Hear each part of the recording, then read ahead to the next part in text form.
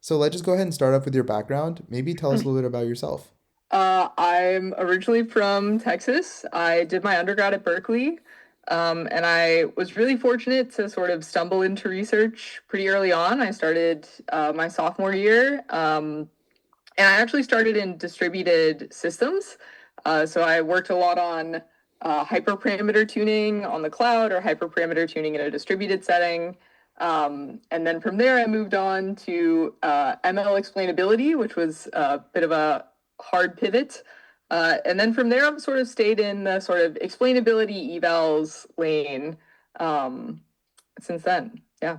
hmm Awesome. So I guess kind of in undergrad, you mentioned you kind of got involved with research as a Mhm. sophomore, and you mentioned you started out with sort of distributed systems. So I guess maybe tell us a little bit about maybe how kind of your research area changed over time. So it started off in distributed systems, kind of like what first got you interested in that research, and then kind of what brings you to the area of research that you're in today. Yeah. Uh, so when I started research, it was actually sort of an accident. So I was in a math program. I was a math major, and the grad student that I got paired up with happened to also be a CS PhD student, and he worked on like distributed hyperparameter tuning. So the way I got into distributed systems was just like my graduate student that I was working with worked on it. And I just wanted to work on anything just to get my feet wet. And I found that area very fun. Like it's very exciting to get things to scale really well and to like, train a model on ImageNet in like 15 minutes instead of 4 days. But I realized that a lot of the things that interested me were answering a lot more like subjective questions, which is what got me on explainability. One of the really beautiful things about ML explainability, I guess also one of the most frustrating things, is that it is a little unclear what you want the final result to be. Like in systems, it's usually more clear. You want, to make it faster without decreasing accuracy, or you want it to cost less. Whereas for something like explainability, a lot of the actual research and the problem solving is in formulating what exactly it is that you are trying to solve and not how you solve it. And so that's how I got into explainability. And since then, especially with the rise of generative models, a lot of these sort of subjective questions just keep increasing of like, how do you evaluate a model on a task without a subjective or like without an objective correct answer? And I just continually found myself drawn to these areas where the definition of success was very fuzzy and you spent a lot of your days just thinking about like, what would be an ideal explanation that I would think of. And so yeah, that's what got me in the explainability world. And then after that, I also realized that a lot of problems that I was seeing in ML in systems were very data focused. So a lot of people, when I started doing research, were very focused on architectures, like hyperparameter tuning, stuff like that. And when I went to industry for a bit and then came back, I realized that the biggest problems that I saw were always I have a task I want to do, but I don't know how to evaluate it, like how to tell if I've done it correctly. And then also, like, I either don't have enough data for whatever I'm trying to do, or I have too much data and I want to reduce it. And so then a lot of my work shifted from more traditional explainability of models to how can we actually understand the data itself to better explain the models that we're building. Mhm.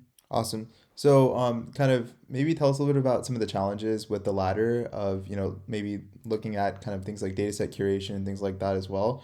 Um, it's a very difficult problem, and I guess there's a lot of different modalities these days. Like maybe tell us a little bit about how your work has kind of shifted as, things have gotten more Yeah. interesting. Yeah. So my work has shifted a little bit, but in general, the problems that I run into now are very similar to the problems that I ran into, back in like 2018. It's just they're scaled up a lot. hmm So For instance, I interned at a self-driving company previously, and something that I realized was that there were a ton of ML engineers, paid very handsomely, and there were many of them which spent most of their days just looking at videos of the cars crashing or like the cars stopping in like weird places and just people like essentially trying to guess like why the car did this weird behavior. Because back then the general pipeline was like you train your model, you deploy it, you then have a ton of people look at your predictions to determine like what's going right and what's going wrong. And then you would collect more training data and then you'd retrain and you'd redeploy and you'd essentially like have an endless cycle of this. And a lot of people focus a lot on this training step of like, how do I build my architecture? How do I like, tune my parameters, stuff like that. But in industry, the most painful thing and the thing that it seemed like people were spending all their time doing was actually just like looking at all of these predictions.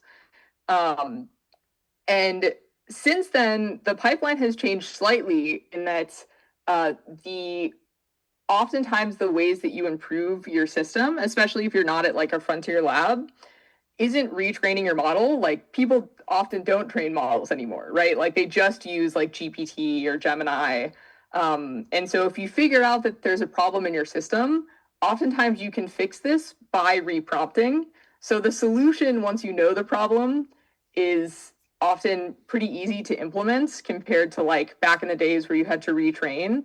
But the still like looking through traces to see what's going wrong has become, I would say, harder because now we're in the age of like there's a lot of natural language, there's a lot of these agentic traces. So it used to be that I would look at like single images or like videos of self-driving, and now I spend a lot of my days looking through like pages and pages of like terminal outputs of agentic traces, which are like just so incredibly boring to look at most of the time. And just because it is so hard to look at and it's not very fun and it's very hard to understand what these traces are doing at scale. Like I can read a single trace and tell you roughly what's happening. It's hard for me to read 1,000 traces and to tell you like, oh, the model looks to be failing 5% of the time because it, is getting gaslit by the user. Like this is just something that humans are not really made to do well, like understanding large data at scale. And so that problem, I think, has gotten significantly worse over time. But the solutions that we have gotten much better in that LLMs and VLMs are very good at understanding data at scale, right? Like you can have an LLM read a document much faster than a human, extract the relevant points, and then summarize it over a ton of different documents. So the intersection of how hard or how annoying the problem is and how much capabilities we have to solve it makes it like a perfect area to work in, and that you see a lot of gains in terms of the amount of time you save in your ML pipeline with pretty minimal engineering effort, at least compared to like the distributed systems world I used to be in, which was incredibly engineering heavy. Hmm. Awesome, makes sense. So, kind of reverting back to your time in undergrad, towards the end of undergrad, you ended up making the decision to go to Splunk full time as an ML researcher, Mm-hmm. and part of their ML team there. So, I mean, Splunk is obviously, deals with a lot of different problems here. Maybe tell us a little bit about kind of the motivation to go to Splunk and then afterwards to, revert back to Berkeley, and start your PhD. Yeah. So I ended up graduating early from college. I graduated in December. And so then came the question of what do I do? By that point, I had been in research for a few years and I was pretty sure I wanted to go to graduate school, but I was also very unsure of whether or not I would get into a grad school that I liked. I, yeah, in general was not like, like some like whiz kid or like a perfect researcher. So I was looking at some other options of, okay, if I wanted to go work full time, what would I want to do? I had previously interned at Splunk and they had a lot of they had a great balance of, they had some interesting research problems. They're like a data analytics company. They were very focused on data. So they had a lot of interesting research problems, and then also a lot of like very concrete use cases that you could tie these research problems to. And so that's why I ended up working there, and it was wonderful. Like I was on the applied research team.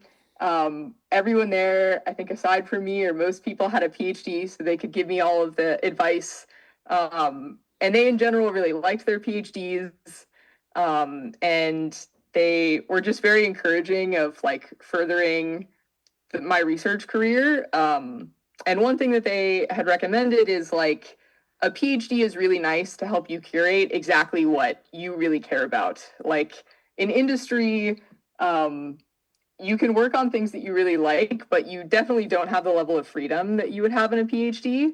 And so ultimately, I decided to go to a PhD also at Berkeley in the end, partially because of that advice, and then partially just because I really, really loved my research experience in undergrad. And I was just sort of generally basing it on my average mood when joining research in undergrad went from like a 4 out of 10 to like a 7 out of 10. And when I went to industry, it was still pretty good, but it decreased slightly. And so I was like, oh, okay, well, to get it back up, I should just go to the same place that I was before. And that turned out to be a great decision. So it worked out well. Awesome. So kind of moving to some of your work, as you sort of mentioned, there's a lot of different things that you've sort of worked on during the trajectory of your PhD. Maybe we can start off with like maybe one of your earlier papers. You had a paper titled, I want to call it Describing Differences in Image Sets with Natural Language. And so this was back in 2024.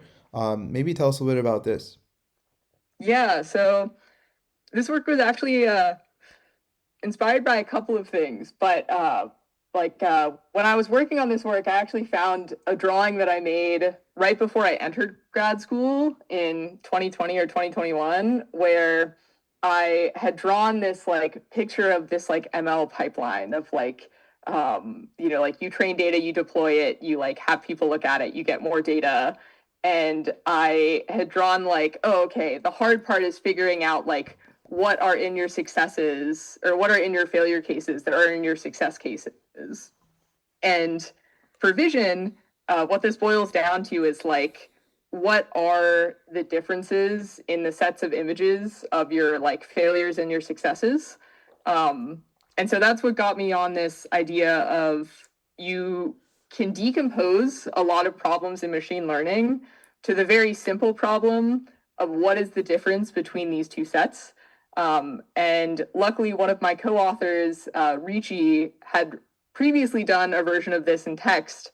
And what we found is that there are many problems which sort of boil down to this like very simple problem of differencing. So for instance, like debugging, like I'm building a classifier and I want to figure out why it's failing. Well, I can just find the differences between the failure cases and the success cases to figure out like, oh, my model is particularly bad at this like type of image. Or if I want to compare, say, like diffusion models, which is follow-up work that I did later, you can look at comparing the sets of images between two different diffusion models to figure out like how they represent concepts differently. Um, there is like comparing different data sets. So like a common thing that people have found is you can collect two data sets which supposedly measure the same thing, but models can get very different accuracy. So a very famous case of this is someone recollected a version of ImageNet and found that models do much worse on this new ImageNet set than they did on the original, which was strange because they tried to copy the data collection process precisely. But if you actually take the difference between these two data sets, you see things like the newer ImageNet actually contains a lot of like images from Instagram or things like that. And that's because ImageNet v2 was collected at, I think, like 4 to 6 years after ImageNet v1. And concepts shift over time, right? Like phones look different in 2015 than they did in 2010. And this concept shift is something that is incredibly subtle, but can like really, really affect model accuracy. So there's a lot of these sort of subtleties or things that are very, very hard to debug. But with this like automated system of finding differences in sets, you can like very easily come up with these insights on your own. Awesome. And then I think another paper that you worked on, maybe like shortly thereafter, is vibe check, where you worked on sort of like discovering and quantifying qualitative differences in large language models. So this one was super interesting. Maybe tell us a little bit about it. Yeah, so this was uh, sort of inspired by this differencing work as well of, okay, let's think of particularly just the setting where I'm comparing two different language models. And something that we notice a lot is that there are models which just have a different vibe. So the name vibe check comes from the popular term that people use now for just like playing around with models and seeing which one they like more. And the question is, why do you do this? Like benchmarks exist, right? And the problem is that benchmarks often don't measure what you care about. Like one of my biggest gripes with the natural language community, although I love them a lot, is like the sheer amount of math benchmarks out there is a little ridiculous considering that outside of high school and college students, I truly do not know who is using a large language model to like do arithmetic for them. People use large language models for things like writing emails, like editing essays, things like this. These things don't have a good like standard benchmark for it because there is no notion of like a correct way to write an email. Like there is no notion of like this is the right way to write a love letter to your girlfriend. Like this is very dependent on the actual user who's using it. Um, and so uh, the rise of the vibe check evals have come up where people just try to evaluate these more subjective qualities of models. So things like, their writing style, the tone, like some models really like to engage with you, like they act very anthropomorphic. Some models are very complimentary or like sycophantic. And some people really like this behavior and some people really don't. And so the question becomes, how can you figure out what these more like personality differences between models are? And how can you find this out like automatically and in a quantitative fashion? And so that was the motivation behind Vibe Check, which tries to find differences between models and then run statistical tests to figure out like how much do these differences actually affect whatever your downstream metric is. So an example of this is if you are doing, say, like pairwise preference, like in a chatbot arena setting, or like you're doing RLHF and you're trying to, tune your model to align with human preference more. Human preference is very elusive, and you want to try to figure out why do people prefer one model over another. What VibeCheck will do is it will find the differences between your models and tell you, oh, model A is much friendlier than model B, and like this is statistically significantly shown to improve preference from humans. And so from this, you can get like very concrete insights into like these particular behaviors affect preference positively or negatively, which providers can then use to tune their models more effectively. Awesome. And then another really exciting paper you worked on is titled Vision Arena. And kind of like more specifically, there's a few different things that you introduce here. There's like Vision Arena Chat, which is like 200K single and multi-turn conversations between a user and a VLM. And then I think you guys have Vision Arena Battle, which is I want to say is like 30K conversations with like two different, I think, anonymous VLMs, and they all kind of have different votes. And then Vision Arena Bench, which is this like automatic benchmark of 500 different like user prompts. So this one is really exciting because I think in particular like not many people had explored such stuff for Vision at the time. So maybe tell us a little bit about kind of maybe the paper, some of the impact, some of the contributions, and maybe kind of the field. Yeah, yeah. So yeah, I really love this paper. So this is one of the papers that is part of LMArena, what used to be known as Chatbot Arena, which is a popular platform for benchmarking these models. And so what this platform boils down to is it's a website that you can go to, lmarena.ai, and users can come and they can interact with models. So you can ask any question that you want, and it will show you two different responses from models. It won't tell you which model is which, and users can vote on which model they prefer. And what you can do with that is you can then turn these votes into a live leaderboard, right? It's forever changing because people are asking new questions every day. And it's more importantly over a distribution of questions, which are things that people actually care about. So unlike a lot of current benchmarks, which are very focused on, very specific tasks, and often tasks that people don't actually do that often in the real world. The whole LMArena ecosystem revolves around how can we make a benchmark which accurately reflects how people are actually using these models. And in academia, this is something that we're really lacking just because none of us have access to like OpenAI's logs. And so the very basic question of how exactly are people using these models is something that's pretty hard to answer if you don't actually have data of like real users interacting with models.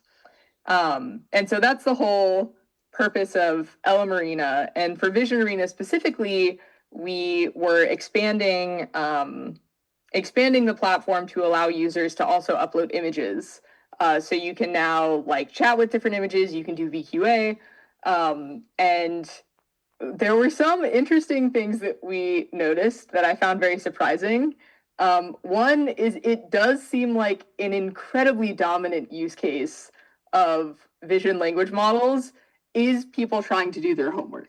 Like this is a very large portion of what people ask. And we found that there are a lot of tasks that people ask which are like very OCR heavy. And we also found that there are a lot of factors which do influence like a person's preference of a response. So for instance, one thing that is very well known is if a model response is long, people tend to view this as a better response. So if you have like a question, one model responds in a paragraph, the other model responds in a page, people are more inclined to believe that the longer response is more correct, even if it isn't. And we found that not only does length play a factor, but things like the number of like markdown headers, like if you have like really nicely formatted like markdown lists, people tend to really like this. We also found that there's a lot of very domain specific preferences that people have. So for instance, in entity recognition, questions like, what is this? Like, who is this? Where is this photo taken? If the model boxes in the answer at the end, users really, really like this for some reason. Like it has a very high impact on preference. And this is something which is actually independent of model correctness. And so what a lot of the paper was looking at is like, one, we released a data set of, 230,000 conversations with real users and real VLMs. And then secondly is exploring just what are the types of questions people ask and what particular factors influence a human's preference. And this is useful because once you know, for instance, that length impacts preference, you can actually modify your metrics to try to control for this. So you can imagine that if length is very important to human preference, you don't want your model leaderboard to become a length leaderboard, meaning like longer models will always get better scores. But luckily, you can do just a small change to your like metric calculation to actually control for this variable. So you can get a modified leaderboard, which is how these models rank regardless of length. And so once you actually know what these human biases are, you can control for them to create different leaderboards of like, this is measuring how a model's performance is regardless of output formats. Yeah, so that was a lot of that paper. Awesome. And then maybe lastly, we can cover like discovering divergent representations between text to image models. And so this one was a bit more recent. I think it was like on archive in like September 2025, so maybe just a few Yeah. months ago. So maybe tell us a little about this one and kind of how it relates to some of your other papers. Yeah.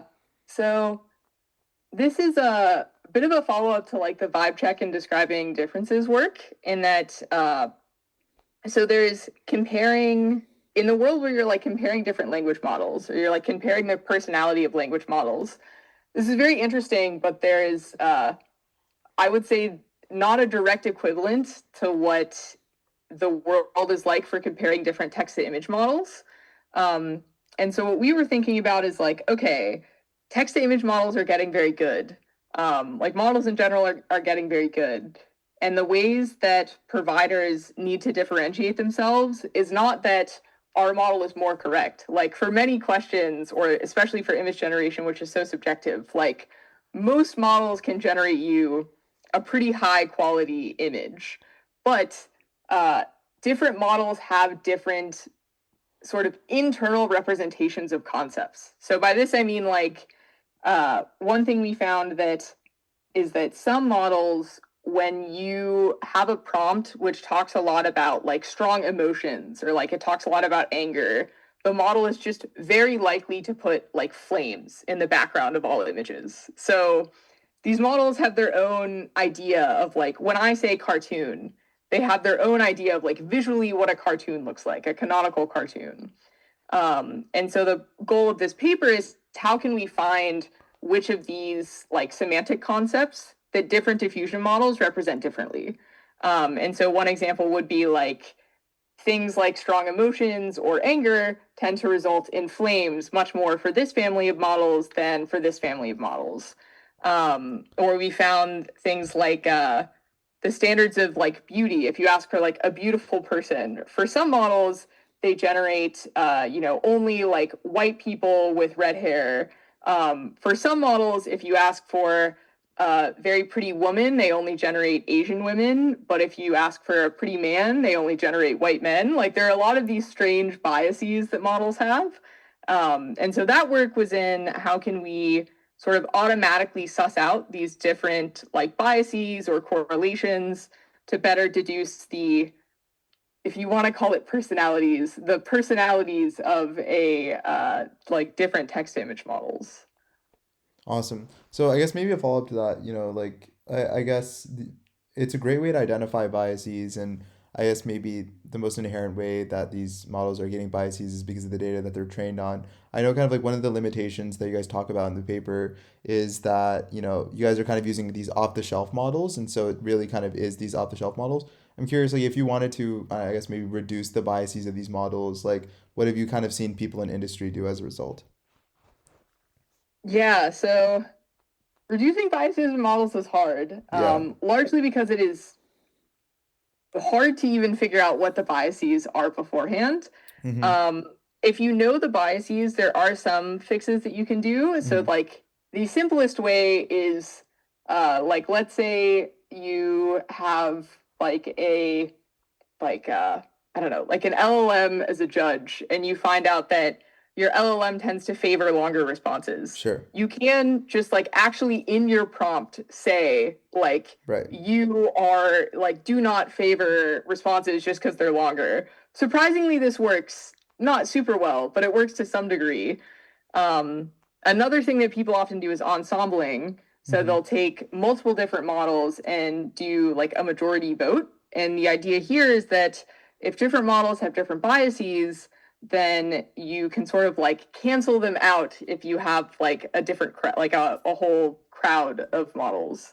Um, but what I think is actually probably the more effective way of doing this is if we are assuming that we're moving into a world where like LLMs or BLMs as judges are going to become prevalent, meaning that like a lot of our evaluations are going to rely on using a model to determine if a response is like good. Um, what we need to figure out is how can you decompose whatever your task is into a set of small enough steps where you can confidently say that a model can do this. So for instance, it might be like if I just want to ask a model, do you think this response is good? Yes or no. Uh, this is such a vague prompt that your model is going to have to rely on a lot of the internal biases or priors that it has. Whereas if I can actually enumerate what I categorize as good in a response, and make a detailed rubric for a model, like I can believe that my model will accurately tell me if, you know, a certain model response is like accurately following the user prompt, or if a model response is not outputting gibberish or something, right? So if you can decompose your task into a set of easy subtasks, then you can heavily reduce a lot of the potential like biases or hallucinations that you get when running LLMs or VLMs. Yeah, totally makes sense. Awesome. So kind of maybe zooming out more broadly, you kind of interned at a few different places. As we talked about, right? You were kind of at Splunk, but then you also were a perception intern at Neuro. You were a research intern at Adobe, and I mean more broadly, you are a core contributor to kind of as you mentioned, Chatbot Arena, which is now LMArena. But I think you also contributed to like Ray Tune, for instance, as part of AnyScale. So you kind of have a lot of experience at a lot of different, maybe let's call like areas. You got kind of have like self-driving with Neuro. You kind of have like just like large pipelines for text image models with Adobe, so on and so forth. I guess like maybe are there any trends that you found that maybe areas you're really excited about, or maybe just like large gaping problems you've seen in industry that are really exciting to you? Yeah, so hmm, I would say the largest problems that I see in industry are often problems which are not, I don't know what to call them. Like they're not sexy problems. Like Mm-hmm. they're like large problems are often like you have, you know, hundreds of terabytes of data, but the way that you're storing them is like a single folder in like Google Cloud that Mm-hmm. is like incredibly hard to sort through. Mm-hmm. Um, or it's like I am training a model on a ton of data and I've added in new data and it's made it worse and I don't know why.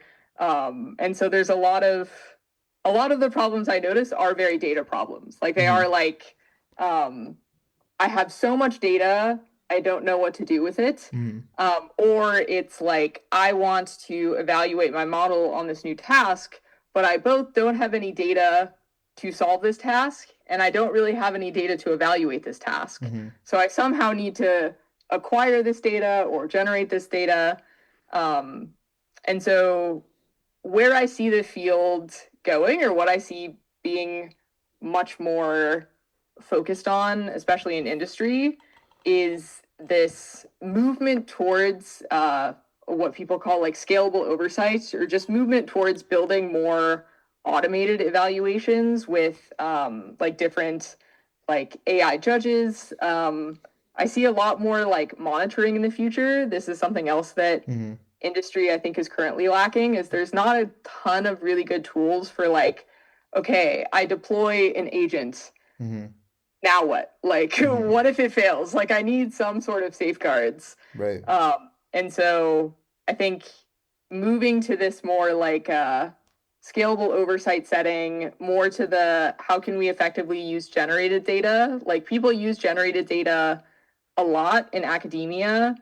I do not see this as much in industry right now. Mm-hmm. Um, but I suspect that in the next few years, generated data will become much more like common in the future. But Mm-hmm. the question is, how can you sort out the good generated data from the bad generated data? Much like before, how the question was like, how can you sort out, you know, the good training data from the bad training data? I think all of these are still fundamentally unsolved problems.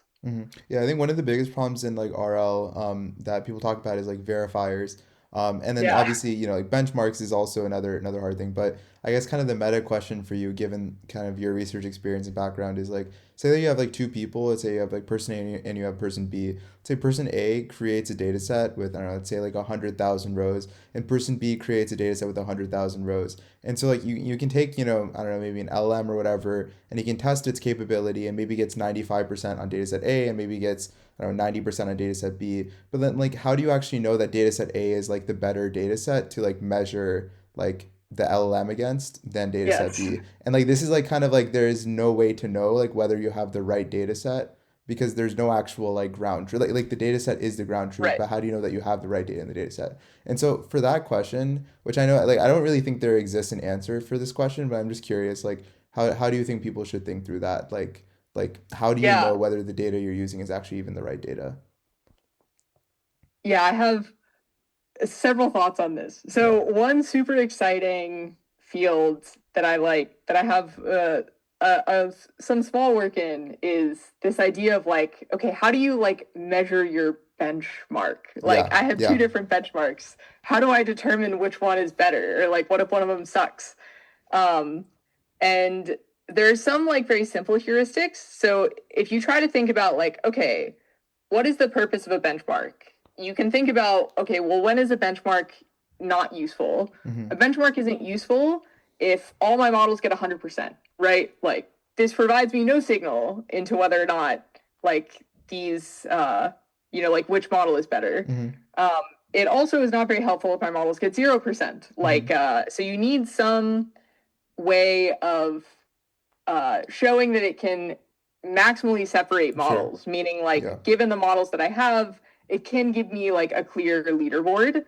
Um, I think that aside from that, it's a little bit harder. So there's other things that are nice to have for benchmarks. For instance, static benchmarks tend to suffer from saturation. So if you release a benchmark out in the world in 6 months, it is highly likely that like all your providers will have trained on at least a subset of this data. And once that happens, it's sort of like becomes less useful as an evaluation set. Hmm. And so trying to build benchmarks which continually change through time, I think is also incredibly important. Hmm. I think the most exciting unsolved question to me in this domain is the idea of diversity. Hmm. So one thing that's really like if I had two data sets and, let's say my models, get like different accuracies on them, but they're supposed to measure the same thing. uh, Ideally what you want in your both your eval sets and your training sets is a diverse list of questions. Like if all of my questions are roughly the same in my benchmark, then I might as well have like half the amount of questions. Hmm. But it's very hard to measure diversity because diversity is an incredibly, loosey goosey, like vague term.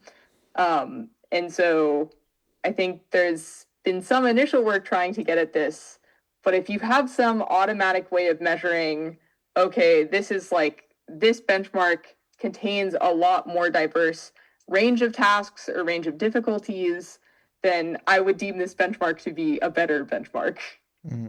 Yeah, awesome. I guess like another question here is about data attribution, which Mm-hmm. you may or may not be super related to some of the things you're working on. But like for instance, we had like Ari Morkos, who's like the one of the co-founders and the CEO of Datology on the podcast, and I mean he talks a lot about kind of how can you find out kind of the right subset of data that might be kind of like maximally efficient in order to train your model as opposed to using just a large amount of data. In some cases, that can be super efficient. It can help save costs, so on and so forth. Just curious, you have any thoughts on kind of that area?